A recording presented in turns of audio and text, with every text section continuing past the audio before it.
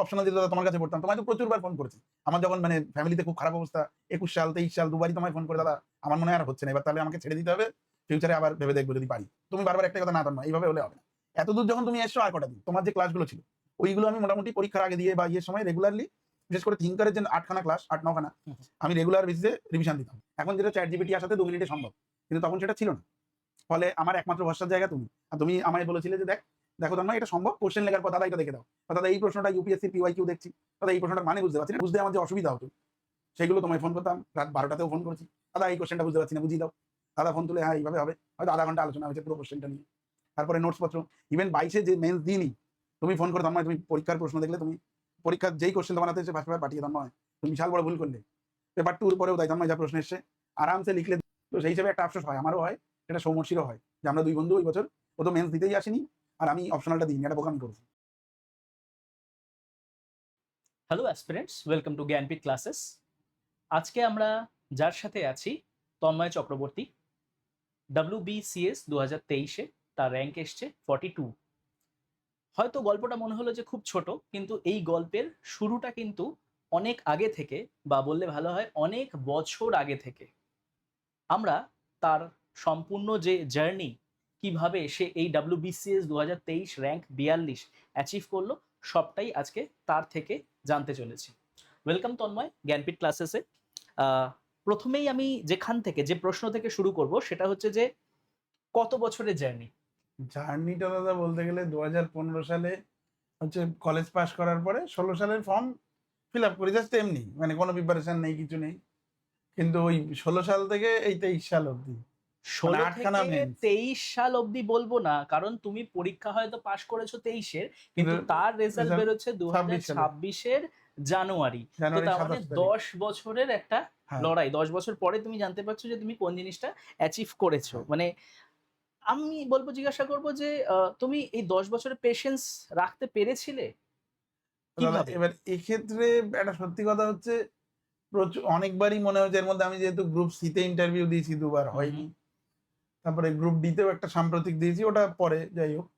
তো বারবার অনেকবারই মনে হয়েছে যে হবে না, যখনই মনে হয়েছে হবে না ছেড়ে দেব, কিছু মানুষ ছিল মেন্টর, তারপর কিছু স্যার ছিল, তারপর অপশনাল যেটা দাদা তোমার কাছে পড়তাম, তোমায় তো প্রচুরবার ফোন করেছি। আমার যখন মানে ফ্যামিলিতে খুব খারাপ অবস্থা, 21 সাল 23 সাল দুবারই তোমায় ফোন করে, দাদা আমার মনে হয় আর হচ্ছে না, এবার তাহলে আমাকে ছেড়ে দিতে হবে, ফিউচারে আবার ভেবে দেখবো যদি পারি। এই দিনটা এসছে, কিন্তু সেখান থেকেই তুমি বারবার একটাই কথা, না তন্ময় এইভাবে হলে হবে না, এত দূর যখন তুমি এসছো আর কটা দিন। এবং আমার যারা খুব ক্লোজ ছিল তারাও একই কথা বলেছে, তন্ময় আর কটা দিন। প্রচুর বন্ধু বান্ধব পেয়েছি যারা এই সাপোর্টটা সবসময় দিয়েছে যে আর কটা দিন তুই ওয়েট কর, ঠিক হবে। ঠিক। প্রিলি কতবার দিয়েছো? প্রিলি 8বার। 8 বার প্রিলি। আর যদি সালটা জিজ্ঞাসা করি তাহলে কি 2016 সাল থেকে? 16 থেকে একদম টানা 23 অব্দি 16 প্রত্যেকটা থেকে। প্রিলিম। আচ্ছা, এই টোটাল যে তোমার জার্নিটা 16 থেকে 23-এ 8 বার প্রিলিমস দিলে, তো এর মধ্যে তুমি প্রিলিমস ক্র্যাক করেছো, ক্লিয়ার করেছো কতবার? 8বারই। 8 বারই, প্রত্যেকবার প্রিলিমস ক্লিয়ার হ্যাঁ করেছো। প্রিলিমস ক্লিয়ার হয়নি। ইন্টারভিউ অবধি যেতে পেরেছো কতবার? প্রথম ইন্টারভিউ দিই 17 সালে গ্রুপ সি। আচ্ছা, তখন তোমার বয়স কত? তখন আমার বয়স 22 বছর। 22 বছরে প্রথম ইন্টারভিউ দিতে হ্যাঁ। যাচ্ছ, বাহ। তারপরের ইন্টারভিউ হচ্ছে 20 সালেরটায় গ্রুপ সি। আচ্ছা, তারপরে হচ্ছে এই 22-এর গ্রুপ ডিটা আর 23-এর গ্রুপে, এই দুটো তো অলমোস্ট তার মানে একই টাইম হয়েছে। মোটামুটি ধরো তুমি 4 থেকে 5 বার, 4বার মেন্স পাস করি। তুমি মেন্স পাস করে ইন্টারভিউতে গেছিলে। সবচেয়ে ভালো মানে ইন্টারভিউ তোমার কোনটা হয়েছিল? সবচেয়ে ভালো ইন্টারভিউ হয়েছিল 2017 সালে। 17 সালে, কিন্তু সেইবারে তো কোনো সিলেকশন হয়নি। সিলেকশন হয়নি। আচ্ছা, কিভাবে প্রিপেয়ার করেছো যদি একটু বলো, যে তোমার গ্র্যাজুয়েশনের পর তুমি যখন ঠিক করলে যে না এবার আমি প্রিপারেশন নেব, তো প্রিপারেশনটা কিভাবে শুরু করলে? 2015 সালের আগস্ট মাসের সম্ভবত 8 তারিখ যতদূর মনে পড়ছে, ওকে। আমি আর আমার এক বন্ধু, দুই বন্ধু মিলে ঠিক করলাম যে WBCS দেব। তো তখনও রেজাল্ট কলেজের আসেনি, কলেজের রেজাল্ট এসেছিল আগস্টের লাস্ট উইক। তো আমরা ঠিক করলাম তাহলে চলো পরীক্ষা টরীক্ষা হয়ে গেছে, কলেজ স্ট্রিট যাওয়া যায়। ওকে। গিয়ে এবার আমরা বই কি কিনতে হবে, কিভাবে কি পড়তে হবে কিছুই জানি না, এবং তখন ইন্টারনেটেও এত ভিডিও নেই, কিচ্ছু নেই, কোনো গাইডও নেই। আর আমাদের গ্রামে একটা দাদা ভিডিও ছিল, কিন্তু তার সাথে তখনও আমাদের ওইভাবে তখনও তার রেজাল্ট আসেনি, তার রেজাল্ট আরো 6 মাস পরে এসেছিল। তো সেই জন্য সে যে পরীক্ষা দিচ্ছে অতটা ভালোভাবে আমরা জানতাম না। তো সেই হিসেবে দুই বন্ধু গেলাম, গিয়ে কলেজ স্ট্রিটে কিছু ওই যে যেগুলো ফুটপাতের দোকানদার থাকে তাদের সাথে কথা বললাম যে এরকম পরীক্ষা দিতে চাই। তারা বললো যে প্রিলিমস এর জন্য এই একটা বই নিতে হবে। একটা একটা করেই আমরা বই নিয়েছিলাম, মানে এরকম হয়নি যে সব বই দুজনে দুই বন্ধুর জন্য দুই সেট এরকম নেওয়া হয়নি। একটা করে। একটা করেই নিয়েছিলাম, কারণ তখন স্টুডেন্টদের পকেট মানি বাঁচিয়ে টিউশন পড়াতাম দুই বন্ধু, সেখান থেকে টাকা পয়সা জোগাড় করে আনা। তো মনে হয় 1,000 টাকা মতো বই কিনেছিলাম পুরোনো বই টই দিয়ে, 3-4টে বই হয়েছিল। এবার ওখান থেকে ওইগুলো থেকে নিজেরাই পড়া শুরু। এবার আমি ওইভাবে ওই বছর যখন প্রিলিমস দিই 16 সালে, আমার প্রিলিমস ক্লিয়ার হয় কোনোভাবে, আচ্ছা। ওই বন্ধুটার হয়নি। তারপর 17 সালে হচ্ছে আমি যখন মেন্স দিই, তখন হচ্ছে আমার পেছনে একটা দাদা ছিল, ওই দাদা বর্তমানে একটা ব্লকের ভিডিও। ওই দাদা মেনলি আমায় তারপর থেকে গাইড করে কি কি বই পড়তে হয়, 17 পর থেকে। কিভাবে পড়তে হয়। আচ্ছা। হ্যাঁ, ওই সময় থেকে মানে 17-র মেন্স দেওয়ার সময় ওই দাদার সাথে আলাপ হয়ে আমার খুব হেল্প হয়েছিল। আচ্ছা, আচ্ছা। তাছাড়া মানে তোমার পড়াশোনাটা মোটামুটি নিজে থেকেই ছিল সেলফ নাকি? স্টাডি মানে অনেকটা, মানে আমি অলরেডি মেন্স পাস করা, সেলফ স্টাডি মানে 16, 17, 18 এরকম। তারপরে হচ্ছে একটা দাদা পড়াতো, সেইটার খোঁজ পেয়েছিলাম ওই দাদার 19 সালে। আচ্ছা। আমরা কিছুদিন পড়তে যাই মানে মেন্সের জন্য জিএসটা, যে যদি আরেকটু ভালো করা যায়। তো তারপর হচ্ছে কোভিড চলে আসে, ওই দাদা আর পড়াতে পারেনি কোভিডে, ঠিক। মানে ওই সময় থেকে। আর সেই সময় আমি অপশনাল চেঞ্জ করি কোভিডের সময়। আচ্ছা। তারপরে তোমার খোঁজ পাই শর্মিষ্ঠা দিক থেকে। তারপরে মোটামুটি ধরো সোশিওলজি অপশনাল নিয়ে পড়াশোনা শুরু। আমার যতদূর মনে পড়ছে তুমি অপশনালে ভর্তি হয়েছিলে 2019-20 হ্যাঁ, ওইরকম ঠিক আছে। সময় কোভিডের সময় আমার বইটা কেনা। ঠিক। নিতিন সাঙ্গওয়ান স্যারের যে সোশিওলজির এসেনশিয়ালস অফ সোশিওলজি, হুম। ওই বইটা সম্ভবত কোভিডের মধ্যে আমার বাড়িতে ডেলিভারি হয়। ঠিক। তুমি থাকো কোথায়? আমি থাকি হচ্ছে উত্তর চব্বিশ পরগনা জেলার বনগাঁ ব্লকের মেদিয়া নামে একটা গ্রাম আছে, সেই গ্রামে। আচ্ছা। তো সেখানের যে আরকি সেখান থেকে কলেজ স্ট্রিটের ডিসট্যান্স বা সেখান থেকে ধরো অন্যান্য ইনস্টিটিউট বা হ্যাঁ। টিচার যেখানে গিয়ে পড়াশোনা করতে পারবে বা ওরকম কম্পিটিটিভ পরীক্ষার প্রিপারেশনের অ্যাটমসফিয়ার কি আশেপাশে ছিল? আশেপাশে খুব একটা সেরকম নেই, মানে অন্তত আছে। এবার সেগুলো হচ্ছে তারা যে মানে লোকাল যে স্টাডি সেন্টার গুলো আছে, হুম। ওখানে মেনলি যে সিনিয়র দাদা দিদিরা পড়াশোনা করতো, হুম। তারা রেল, পুলিশ এসবের জন্য পড়াশোনা করতো। বিসিএস লাইন আমরা দুই বন্ধুই বলতে গেলে প্রথম। আর ওই যে দাদাটা পাড়া থেকে পেয়েছিল ভিডিও, সেই। ওই দাদা যদিও রাইসে পড়তো, আচ্ছা। দাদা এদিক ওদিক পড়তে যেত। তুমি এরকম কোনো বড় কোনো নামকরা ইনস্টিটিউটে কখনো ভর্তি হওয়ার কথা ভাবোনি বা মনে করোনি যে এরকম কোনো একটা ইনস্টিটিউটে ভর্তি হলে ভালো হতো, হয়তো আগে হয়ে যেত এমন কিছু? সেটা দাদা হয়তো পরের দিকে এসে মনে হয়েছে যে হুম, আরেকটু হুম। ভালো গাইড পেলে।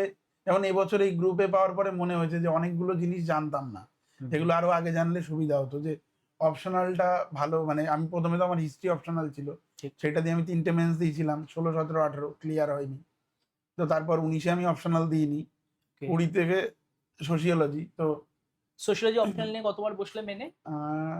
বোধহয় 21, 22, 23 3বার। না, এর মধ্যে 22-এর 22 পরীক্ষাটা এ তুমি স্কিপ দাওনি। করেছি। তার মানে 21 আর 23। 21 আর 23। তাহলে ২ বছর তুমি বসলে হ্যাঁ, আর ২ বছরের মধ্যে 23 এর রেজাল্ট আমরা তো দেখতেই পাচ্ছি। হ্যাঁ।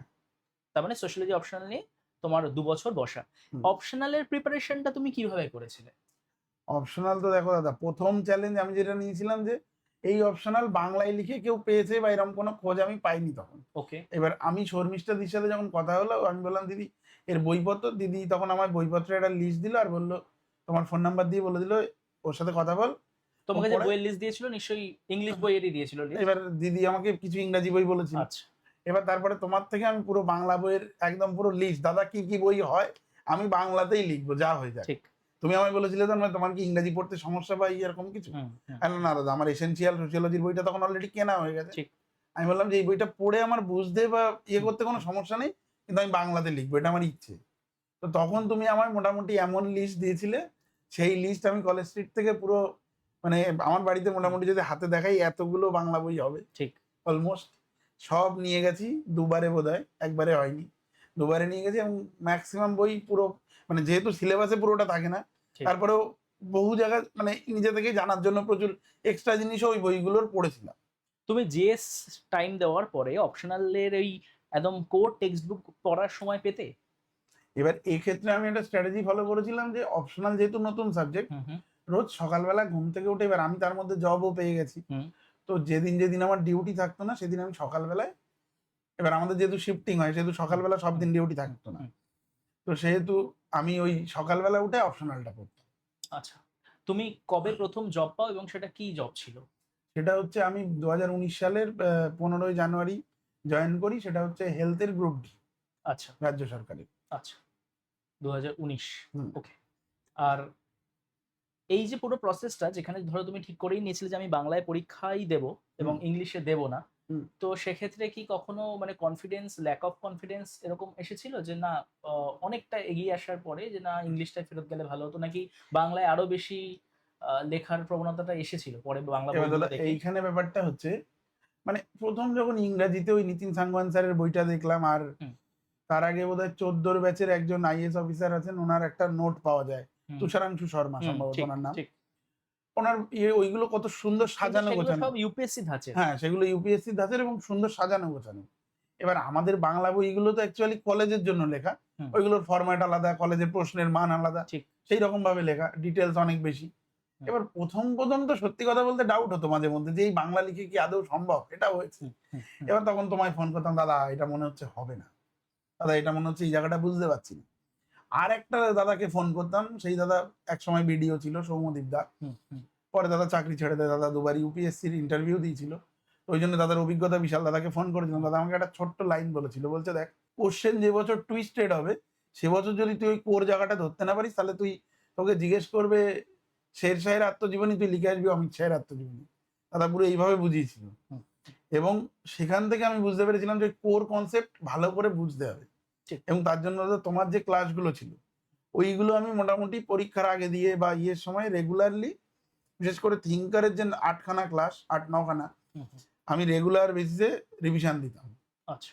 হ্যাঁ, মানে সোজা হিসাব বুঝে নাও, তারপর যত টুইস্টেড কোয়েশ্চেন আসুক সেগুলো তুমি হুম, তোমার নিজের মতো করে হুম, নামিয়ে দিয়ে আসো। হুম, আচ্ছা, এই অপশনাল এর ক্ষেত্রে একটা বিষয় জিজ্ঞাসা করব, সেটা হচ্ছে যে মাইন্ডসেট বা মাইন্ডে যদি আমার একটা নির্দিষ্ট ধরনের চিন্তা ভাবনা থাকে, খাতায় রিফ্লেকশন হওয়ার অনেক সময় চান্স থেকে যায়। হ্যাঁ, তো সেক্ষেত্রে অপশনাল সোশিওলজি এমন একটা সাবজেক্ট যেখানে প্রতিনিয়ত তোমাকে একটা কি বলবো হাতছানি দেয় তোমার রাজনৈতিক এবং ধর্মীয় কিছু ভাবনা চিন্তা খাতায় রিফ্লেকশন দিয়ে আসা। সেই জায়গাগুলোকে কিভাবে নিয়ন্ত্রণ করা যায়?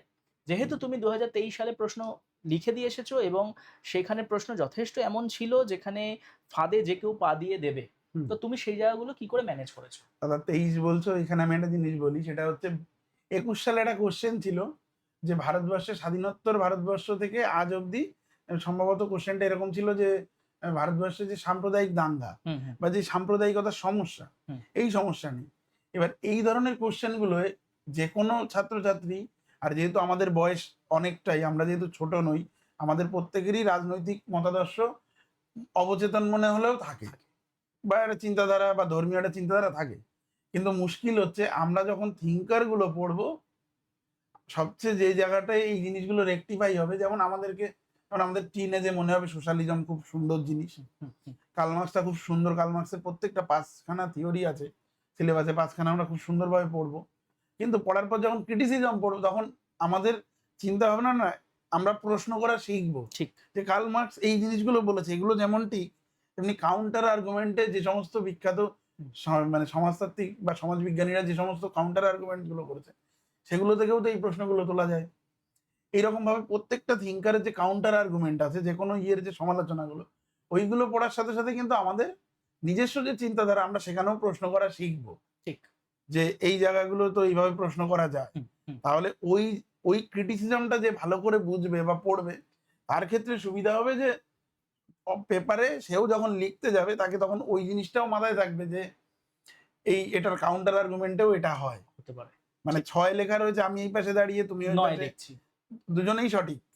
ঠিক, ঠিক, তো মানে এমনিতেও তো আমাদের সোশিওলজিতে পার্সপেক্টিভের পেপারই হচ্ছে সোশিওলজি। ঠিক। পুরো মানে থিঙ্কার দিয়েই সোশিওলজি পেপার 1 হোক 2 হোক কাউন্টার করতে হয় বা লিখতে ঠিক। হয়। সেক্ষেত্রে দাদা ওই পার্সপেক্টিভটাই হচ্ছে আসল ব্যাপার। সেক্ষেত্রে ব্যক্তিগত জিনিস গুলিয়ে ফেললে খুব মুশকিল। সেটাকে কাউন্টার করতে অবশ্যই পারতে হবে।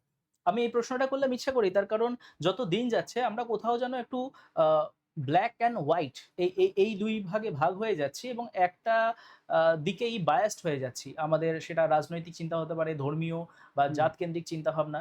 কিন্তু তোমাকে মাথায় রাখতে হবে যে তুমি যে পরীক্ষাটা দিতে গেছো এবং পরীক্ষায় পাশ করার পর যে পদে তুমি বসতে চলেছো সেখানে ব্ল্যাক অ্যান্ড হোয়াইট বলে কিছু হয় না, সেখানে হয় হচ্ছে গ্রে, যেমন সাদা কালো মেশানো। তো তার রিফ্লেকশন যদি তোমার ওই সোশিওলজি পেপারে না ঘটাতে পারো তাহলে কিন্তু সেক্ষেত্রে তোমার বায়াসনেসটা যে বা যারা খাতা দেখে তারা ইজিলি ধরে ফেলবে।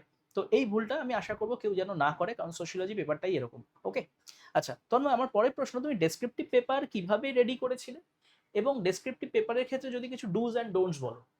ডেসক্রিপটিভ পেপারে এবার আমাদের যেহেতু আমরা সোশিওলজি স্টুডেন্ট, আমাদের একটা সুবিধা হচ্ছে আমাদের পেপার টুতে যে সামাজিক সমস্যা আছে, হুম, হুম, এবার মোরাললেস বিসিএস এর গত 5 বছর বা 7 বছরের কোশ্চেন দেখলে আমরা দেখতে পাবো বাংলা ইংরেজির পেপারে মোটামুটি সামাজিক সমস্যা প্রত্যেক পেপারেই একটা করে হুম, আসছে। হুম, তো সেক্ষেত্রে আমাদের একটা বেসিক কনসেপ্ট এবং আমাদের একটা বেসিক মানে এক্সট্রা জিনিসপত্র আমরা জানি, যেহেতু আমরা সোশিওলজিতে একটা অপশনাল সাবজেক্ট ডেপথে পড়ছি। এবারে বাংলা ইংরেজির ক্ষেত্রে আমি যেটা করতাম, আমি এক স্যারের কাছে পড়তাম, স্যারের কাছে নিয়মিত রাইটিং প্র্যাকটিস করতাম। আর হচ্ছে স্যার কিছু কিছু জিনিস এরকম মানে বা ওই যে আমি বলছি ক্র্যাক ডব্লিউবিসিএস যে বইটা আছে, ওটার বোধহয় পার্ট 1 ছোট যে বইটা, ওই বইটাতে কিন্তু বাংলা ইংরেজির বেশ ভালো ভালো টপিক আছে। আচ্ছা, ওই মোটামুটি আমি ওখানে যে টপিকগুলো আছে দুটো বাংলা ইংরেজি মিলিয়ে আমি পুরো সব টপিকগুলোই ওকে, টেক্সট পড়েছিলাম। এবং ওখান থেকে ব্যাপার হচ্ছে কিছু কিছু জায়গায় না এরকম শর্ট নোট হয়, মানে হুম, যে পরিবেশ দূষণ নিয়ে লিখতে দিয়েছে, আমি সবই জানি পরিবেশ দূষণ সম্পর্কে, কিন্তু হয়তো ওখানে হুয়ের একটা গাইডলাইন আছে যে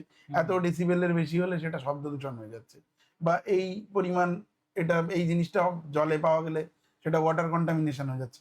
ওই ধরনের ছোট ছোট যে জিনিসগুলো পাওয়া যেত আমি ওইগুলো শিটে নোট করতাম এবং হুম, ওইগুলো আমি পরীক্ষার আগে বারবার রিভিশন করেছি বাংলা ইংরেজি। লিটল ডিটেলস, যে ছোট হুম, ছোট হুম, ডিটেল হুম, গুলোই হুম। লেখার এবং যেটা মাসে হচ্ছে পার্থক্য তোমার তৈরি করবে। নম্বরের ডিফারেন্সটা করবে।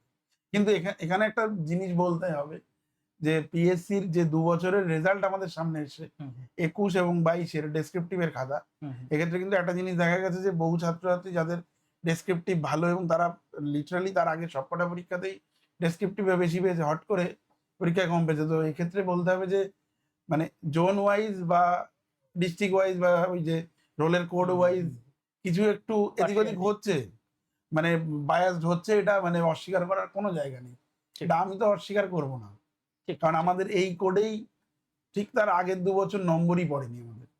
আমাদের খুব খারাপ অবস্থা হয়ে গেছে। নরমালাইজেশন না হওয়ার যে সমস্যাটা আরকি, এইটা যে সত্যিই সেটা থেকে সেটা যাচ্ছে। সেটা যেকোনো অপশনাল এর ক্ষেত্রেই হোক বা সেটা ডেসক্রিপটিভ বেঙ্গলি ইংলিশের ক্ষেত্রেই হোক, এটা কিন্তু আমরা দেখতেই পাচ্ছি যে হ্যাঁ, দেখতে নরমালাইজেশন পাচ্ছি একটা একদম। দাবি বহুদিন ধরে, বহু বছর ধরে স্টুডেন্টরা করে আসছে। সেটা ইউপিএসসি স্টাইলে কিন্তু সেটা ইউপিএসসি হচ্ছে স্টাইল, না। সেটা হচ্ছে না। এবং যার জন্য সবচেয়ে প্রাইম এক্সাম্পল হচ্ছে এই বছর যারা ম্যাথ অপশনাল দিয়েছে, হুম, তাদের তো মানে সিলেকশন রেট একদম খারাপ অবস্থা। হুম, কারণ ম্যাথ অপশনালে নম্বর পড়েনি। কিছু কিছু ছেলেমেয়েদের এই অভিযোগ আছে এবং আমরা যাদের চিনি, যাদের হুম, প্রিপারেশন ইউপিএসসি লেভেলে, যেমন প্রীতিশ দা, ঠিক, দাদার যে নাম্বারিং তার আগের বছরগুলোতে হয়েছিল অ্যানথ্রোপোলজির পেপার 1-এ, দাদা এই বছর বোধহয় 60-65 এরকম কিছু পেয়েছে। মানে পুরো আনএক্সপেক্টেড, ঠিক, অত ভালো প্রিপারেশন নেওয়ার পরেও। ঠিক। এবং সেইটা অনেক ছেলেপেলের ক্ষেত্রেই হয়েছে। পেপার 1 এ তার নাম্বার দেখলাম মনে হয় 62 হ্যাঁ, অ্যাপ্রক্স। মানে খুব খারাপ অবস্থা মানে মানে। যেখানে কিনা পৃথ্বীনাথ দার ইউপিএসসি লেভেলের প্রিপারেশন, হ্যাঁ, সেক্ষেত্রে সে অ্যানথ্রোপোলজির মতো একটা সাবজেক্টে নাম্বার পাচ্ছে পেপার 1 এ 62। এটা হ্যাঁ, মানে খুব কষ্টের। তাহলে সে যদি এই নাম্বার পায় তাহলে বাদবাকিরা তাহলে কি পাবে?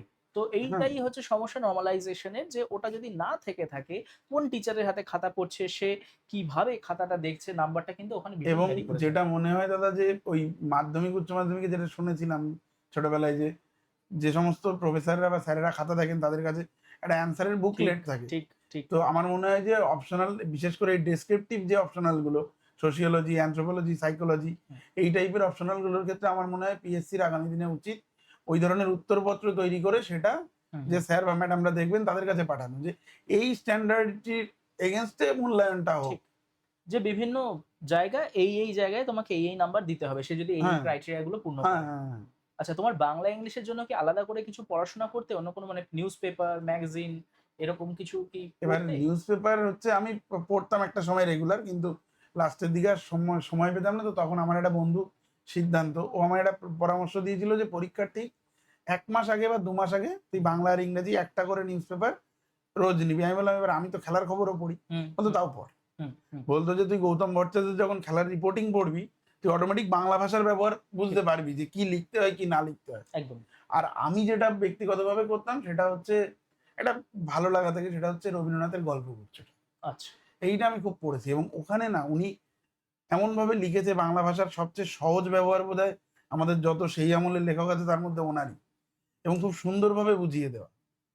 এবং আমি ইংরাজি গল্প ওইভাবে অত পড়িনি, ইংরাজি টপিক ধরে পড়েছি, কিন্তু ইংরাজিতেও আমি বলবো যাদের পক্ষে সম্ভব ইংরাজি যে মানে সুন্দর ইংরাজি ভাষায় যে গল্পগুলো রয়েছে বা এই ধরনের যে উপন্যাসগুলো, সেগুলো পড়লে অবশ্যই বাংলা ইংরাজির মানে ডেপথটা বাড়বে, তবে তুমি লিখতে পারবে। সাথে ওই যেটা লাক ফ্যাক্টর পিএসসি, ইংলিশের জন্য কি আলাদা করে কোনো বই ফলো করেছিলে, মানে টেক্সট বুক বা কম্পিটিটিভ ফিল্ডের কোনো বই নাকি আমি ওই ক্র্যাক ডব্লিউবিসিএস এর যে বইটা ছিল ওখান থেকেই বাংলা ইংরাজি মেনলি মেনলি পড়েছি, পড়েছো? ঠিক আছে। আর এক স্যারের কাছে প্র্যাকটিস করতাম। আচ্ছা, একটা জায়গা সেটা হচ্ছে সায়েন্স অ্যান্ড ম্যাথ। এটা যত দিন যাচ্ছে যে সমস্ত অ্যাসপিরেন্ট সবার কাছে একটা ভয়ের জায়গা হিসাবে দাঁড়াচ্ছে। বিশেষ করে যারা নন সায়েন্স ব্যাকগ্রাউন্ড। ঠিক। আমি যতদূর জানি তোমার মনে হয় সায়েন্স ছিল। সায়েন্স ছিল। তো সেক্ষেত্রে তোমার সায়েন্স এবং ম্যাথের ব্যাকগ্রাউন্ড কতটা স্ট্রং ছিল এবং তুমি কিভাবে প্রিপারেশন নিয়েছিলে? ব্যাপারটা হচ্ছে দাদা, এই সায়েন্সে আমরা যারা, আমাদের একটা মেনলি ভুল ধারণা থাকে যে সায়েন্স তো আমি পারবো, পড়ার দরকার নেই। এটা আমি নিজেও প্রত্যেকবারই করে এসেছি, তার জন্য অনেকবার সিলেকশন হয়নি ম্যাথের ব্যাপারটার জন্য। এবার আমি ম্যাথটা মোটামুটি প্র্যাকটিস করেছিলাম। আমি হচ্ছে দেখলাম যে ম্যাথের পিওয়াইকিউ গুলো করলে হয়ে যাচ্ছে, আর সাথে হচ্ছে ওই এনটিপিসি, রেলের যে এনটিপিসির পরীক্ষা হয় তার ম্যাথের যে লেভেল ছিল ওই সময় পর্যন্ত, এখন যদিও অনেক কঠিন হয়ে গেছে, তো ওইগুলো আর আমাদের বিসিএস এর মেন্সের যে ম্যাথের লেভেল অলমোস্ট সেম। কিন্তু বিসিএস এর মেন্সে ম্যাথের সমস্যা হচ্ছে এখন গত 4 বছরের ট্রেন্ডে জিআই অলমোস্ট নেই। তো এবার এই ক্ষেত্রে সমস্যা হচ্ছে যে 190 বা 95টা ম্যাথ 3 ঘন্টায় নামিয়ে সেটা আবার খাতায় ওএমআরে গোল করা খুব চাপের বিষয়।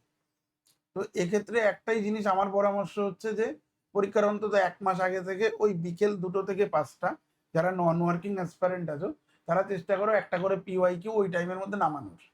হয়তো নামবে না, হয়তো তুমি প্রথম 5টা বা 10টা পিওয়াইকিউ করতে গিয়ে বা এমনি মক টেস্ট দিতে গিয়ে হয়তো 130-এ আটকে যাবা, কিন্তু সেটা তুমি যদি রেগুলার প্র্যাকটিস করে অন্তত 20-25টা মক টেস্ট দিতে পারো তাহলে ওটা 150-র কাছাকাছি যাবে, এবং 150 ওই পেপারে না পেলে খুব মুশকিল। আর সায়েন্সের ক্ষেত্রে দাদা ব্যাপার হচ্ছে যেহেতু সায়েন্স ব্যাকগ্রাউন্ড, সেহেতু ওই এনসাইক্লোপিডিয়া অফ সায়েন্সের যে বইটা, ওটার ফিজিক্স আর কেমিস্ট্রি আমি একবারই পড়েছিলাম, পড়ার সাথে সাথে আমি খাতায় নোট করেছিলাম। আর বায়োলজি আমার কখনো ভালো লাগতো না, আমি পড়িনি। তো ওই বায়োলজির জন্য কিছু এমসিকিউ পড়তাম পরীক্ষার আগে দিয়ে, বিশেষ করে হচ্ছে ওই রাকেশ যাদবের যে এসএসসি সিজিএল এর বইটা আছে ওটা থেকে আমি ওই বায়োলজির পার্টটা এমসিকিউ পড়েছি। ওটা আমি ডেসক্রিপটিভ কখনো পড়িনি, কারণ আমি বায়োলজি আমার কখনো ভালো লাগতো না পড়তে।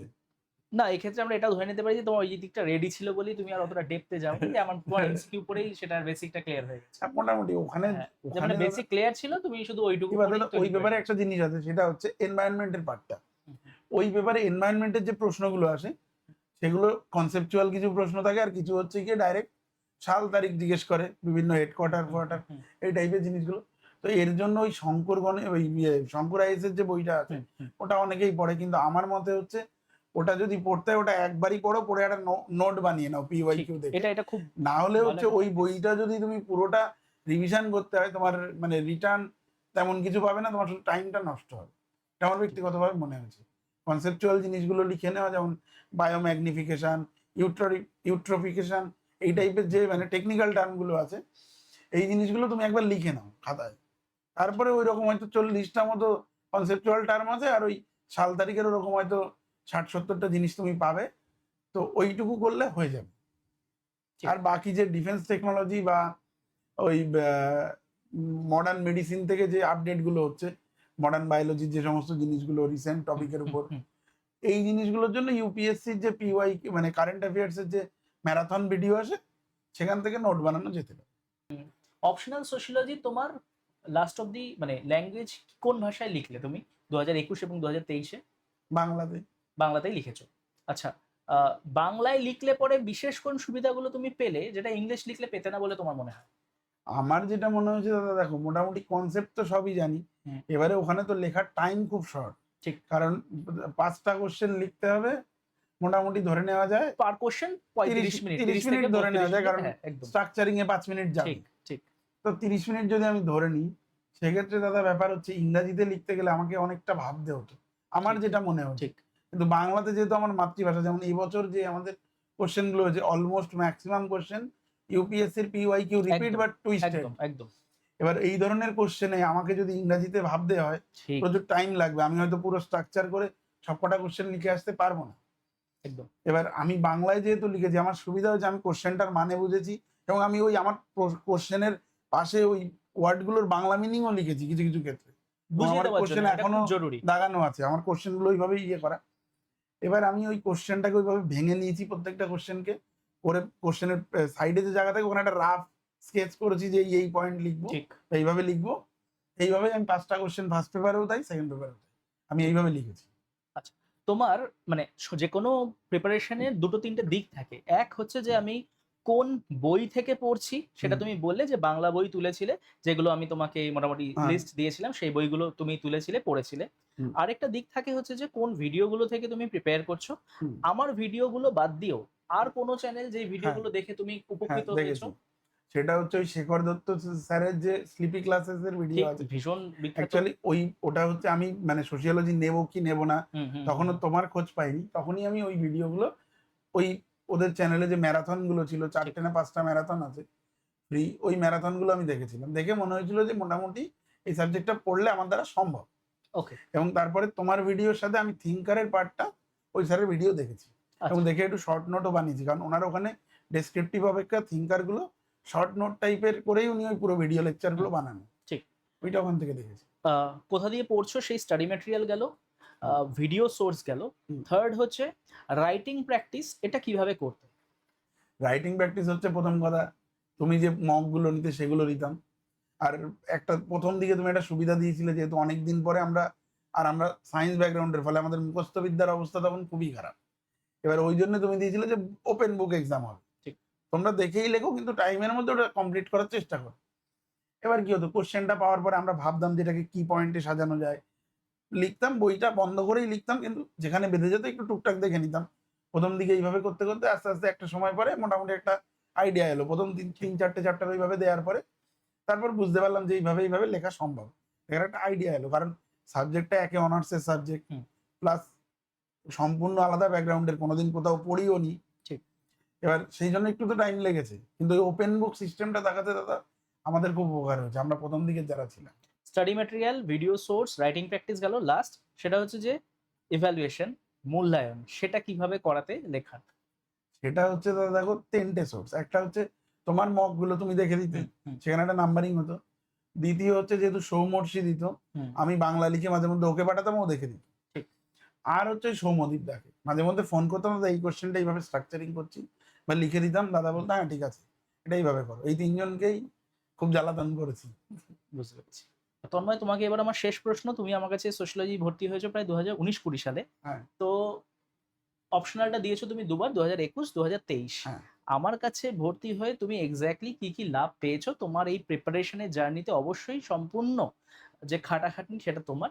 বাট আমার কাছে পড়ে আমি যতটুকু তোমার হেল্প করতে পেরেছি সেটাই যদি একটু ভাবে তুমি নিজের ভাষায় ছোট করে তুলে ধরো। ১ম জিনিস যেটা হচ্ছে, যখন বাংলায় লিখবো সিদ্ধান্ত নিলাম, প্রচুর লোকজন যারা সোশিওলজি নিয়ে ইংরাজিতে পেয়েছে, অলরেডি সিলেক্টেড, তাদের সাথে কথা বলেছি। তারা বলছে দেখ বাংলার ম্যাটেরিয়াল নেই, কোনো টিচারও তুই সেভাবে পাবি না, তো তোর জন্য খুব মুশকিল হবে। আর নাহলে ইংরাজি বই তোকে ধরে, ধরে কনভার্ট করতে হবে। এখন যেটা চ্যাট জিপিটি আসাতে ২ মিনিটে সম্ভব। কিন্তু তখন সেটা ছিল না। ফলে আমার একমাত্র ভরসার জায়গা তুমি। আর তুমি আমায় বলেছিলে যে দেখো তন্ময় এটা সম্ভব। বাংলা বই আমি বলছি, তুমি ওখান থেকে পড়ো আর আমি নোট দেব। এবার ১ম হচ্ছে তোমার বানানো নোট ছিল না। বিভিন্ন বই থেকে তোমাকেও তৈরি করে আমাকে দিতে হতো। এখন যেমন যারা পড়ে দেখি নতুন, তোমার কাছে এখন যারা আছে তারা মডিউল পেয়ে যায়। তাদের মডিউল পড়লে হয়ে যায়। সবই এক জায়গায় রেডি করা। কিন্তু আমার সময় তখন আমাকেও রেডি করতে হতো। সাথে তুমি আমায় সাপ্লাই দিতে। দাদা এই জায়গাটা বুঝতে পারছি না, বা এই বইটাতে ভালো নেই। তো তুমি সেটা সাপ্লাই দিতে। ফটো তুলে, আর তখন যেহেতু কোভিড চলছে, আসা যাওয়ার কোনো গল্প নেই। পুরোটাই অনলাইনে। তো ঠিক। সেই জন্য আমার বাড়ি মোটামুটি এতটা জেরক্স জমেছে। মানে প্রিন্ট আরকি হুম, ওই সময়ে। তো ওইগুলো। তারপরে হচ্ছে বাংলায় কোনো জিনিস লেখার পরে এর তো কোনো কোয়েশ্চেন অ্যান্সার আমি কোথাও পাচ্ছি না। এবং বাজারে যে ওরিয়েন্টালের বই আছে ওটা কোনো কাজে লাগবে না। ওটা বেসিক্যালি পড়া না পড়া সমান। এখন যা প্রশ্ন হচ্ছে। তো সেই জন্য কোয়েশ্চেন লেখার পর দাদা এটা দেখে দাও। বা দাদা এই প্রশ্নটা ইউপিএসসির পিওয়াইকিউ দেখছি। দাদা এই প্রশ্নটার মানে বুঝতে পারছি না, এটা হয়েছে। কারণ ইউপিএসসির পিওয়াইকিউ গুলো একটু কঠিনই হয়। একই প্রশ্ন বিসিএস এ সোজাভাবে করতো আগে। এখন বিসিএসও ট্রেন্ড চেঞ্জ করছে, কিন্তু ইউপিএসসি বরাবরই ওই প্রশ্নটাকে ঘুরিয়ে টুইস্ট করে বা একটা কোশ্চেনের পুরো অ্যান্সার যা লিখবেন তার মধ্যে থেকে হয়তো একটা লাইন তুলে বললে এটা এক্সপ্লেন করো বা ইলাবোরেট করো, সেই জায়গাগুলো বুঝতে আমার যে অসুবিধা হতো সেইগুলো তোমায় ফোন করতাম। রাত 12টাতেও ফোন করেছি, দাদা এই কোশ্চেনটা বুঝতে পারছি না, বুঝিয়ে দাও। দাদা ফোন তুলে হ্যাঁ এইভাবে হবে, হয়তো আধা ঘন্টা আলোচনা হয়েছে পুরো কোশ্চেনটা নিয়ে। তারপরে নোটস পত্র, তারপর বাংলা বইয়ের লিস্ট, যেটা আমি তোমাকে ছাড়া তো মানে খোঁজও পেতাম না, যেটা আমার ভীষণ সুবিধা হয়েছে। এইগুলো তো অবশ্যই। সাথে যখন মনে হয়েছে দাদা আমার দ্বারা হচ্ছে না, আই কুইট, আমি ছাড়ছি, আর পাচ্ছি না দাদা, এবছর মেন্স দেবো না। ইভেন 22-এ যে মেন্স দিইনি, তুমি ফোন করে তন্ময় তুমি পরীক্ষার প্রশ্ন দেখলে, তুমি পরীক্ষার যেই কোশ্চেন তোমার হাতে এসে ফার্স্ট পেপার পাঠিয়ে তন্ময় তুমি বিশাল বড় ভুল করলে। পেপার 2-র পরেও তাই, তন্ময় যা প্রশ্ন এসছে আরামসে লিখলে 200 ক্রস হয়ে যেত। এবং যখন এখন মার্কশিট সামনে এলো, তাতে দেখলাম যে যা প্রশ্ন হয়েছিল তাতে হয়তো 200 ক্রস করতে পারতাম, আশা করা যায়। এবং সোশিওলজিতে ওই বছর নাম্বারিং খুব সুন্দর হয়েছে, কারণ আমাদের যারা সিলেকশন পেয়েছে তারা খুব ভালো নম্বর পেয়েছে। তো সেই হিসেবে একটা আফসোস হয়, আমারও হয়, সেটা সৌমর্ষিরও হয়, যে আমরা দুই বন্ধু ওই বছর, ও তো মেন্স দিতেই আসেনি আর আমি অপশনালটা দিইনি, একটা বোকামি করেছি, সেটা এখনো মনে হয়। তন্ময়ের বিষয়ে শুধু একটা কথাই আমি অ্যাড করব, সেটা হচ্ছে যে কিছু স্টুডেন্ট থাকে তারা জানে যে আমি টিচারের কাছে ভর্তি হলাম মানে ব্যাস পুরো বডি ছেড়ে দিয়েছি, তো এবার তার দায়িত্ব আমাকে সে কিভাবে পাশ করাবে। কিন্তু আমি সবসময় বলি যে নিজের যদি পেটে খিদে না থাকে যে রুটিটা আমি কিভাবে ছিনিয়ে খাবো, তবে কোনোদিনও কোনো পরীক্ষাতেই সে পাশ করতে পারবে না। তো তন্ময়ের মধ্যে একটা আজব খিদে ছিল, এবং আমি সেই সব মানুষদের খিদে মেটাতে খুব ভালোবাসি যাদের নিজস্ব একটা খিদে থাকে, যে টাকা দিলাম ব্যাস আপনার দায়িত্ব, তেমনটা নয়। বই জোগাড় করা থেকে বইগুলো লাইন বাই লাইন পড়া, ইংলিশ বই পড়ে সেগুলোকে আবার ট্রান্সলেট করা, আমার নোটস মেকিং এ আমি নোটস তৈরি করছি, ওকে পাঠাচ্ছি যে তন্ময় একটু বাংলাটা দেখে দাও তো, বা আমি নিজে খুব গুলিয়ে যেতাম সাবজেক্টিভ অবজেক্টিভের বাংলা কি হবে, বিষয়কৃত না বিষয়ীকৃত। তো ছোট ছোট ছোট বাংলা সেইগুলো আমি তন্ময়কে দিয়ে ঠিক করে নিয়েছি যে এই কারণ আমি নিজে যেহেতু ইংলিশে পড়েছিলাম, বাংলাটা আমার অতটা শক্তপোক্ত ছিল না।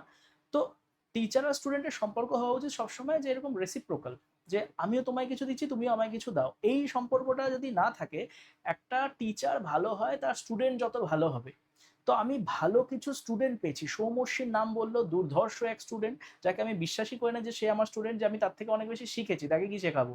তন্ময়ও ঠিক তাই, যে ওই নোটস মেকিং প্রসেসে আমার মানে পাশে থাকা, আমিও তার থেকে হেল্প নিয়েছি, তার থেকে কোঅপারেট করছে ও আমায়, আমিও তাকে কোঅপারেট করছি। এই খিদেটা যদি না থাকে যে কোনো সাবজেক্টের ক্ষেত্রে তুমি যে অপশনালি নাও না কেন, তোমার কিন্তু নাম্বার উঠবে না। তো মানুষের দেখেছি এখন খিদা খুব কমে গেছে, ভাবে একটা বই কিনে নিই বা একটা বড় ইনস্টিটিউটে ভর্তি হয়ে যাই, ব্যাস আমার সমস্ত সমস্যা মিটে যাবে। আসলে তা না, খিদেটা রেখো। তন্ময়ের ছিল ঠিক সেই কারণে 8 বার প্রিলি দেওয়ার পরেও, 4 বার ইন্টারভিউতে পিটিতে বসার পরেও কিন্তু ও এই জায়গাটায় আসতে পেরেছে। আর যদি খিদেটা আগেই মিটে যেত, যেখানে কিনা ও একটা জবে রয়েছে, ঠিক আছে, মানুষ জবে ঢুকলে পরে বডি ছেড়ে দেয়, গা ছেড়ে দেয়, ও একটা জবে থেকে ও এই জায়গাটা ক্লিয়ার করতে পেরেছে, মানে ও নিজের খিদেটা মিটতে দেয়নি। খিদেটা রেখো, এই পড়ার ইচ্ছেটা, জানার ইচ্ছেটা রেখো, বডি ছেড়ে দিও না, তাহলে তোমাদের দ্বারাও হবে, ঠিক আছে। আর বাংলায় ও যে বললে যে 2022-এরটা মিস করেছি, আমি শিওর ও লিখলে পরে 250 পেতই, 200 না 250 যেতই। কারণ রওশন যদি দেখি যে 250 পেয়ে থাকে বাংলায় লিখলে, তো ওদের প্রিপারেশন সব সেম লেভেলেরই ছিল, খাতা তো আমি দেখতাম, আমি তো ইভ্যালুয়েট করতাম, আমি জানি কার কিরকম প্রিপারেশন থাকে। তো ও বাংলায় লিখে মোটামুটি 240 থেকে 250 ও পেতই, সৌমর্ষ 250 আপ যেতই। তো কোনো পরীক্ষা মিস করো না, নিজের সবটা দাও। আজকের জন্য এতটাই রাখছি, অন্য কোনো দিন অন্য কোনো সেশনে আসবো আমার অন্য কোনো স্টুডেন্টের সাথে, যাকে আমি সোশ্যোলজি পড়িয়েছিলাম, সে নিজের জার্নি আবার তোমাদের সাথে শেয়ার করবে। আজকের জন্য এতটাই। থ্যাংক ইউ তন্ময় আমাদেরকে এতটা সময় দেওয়ার জন্য।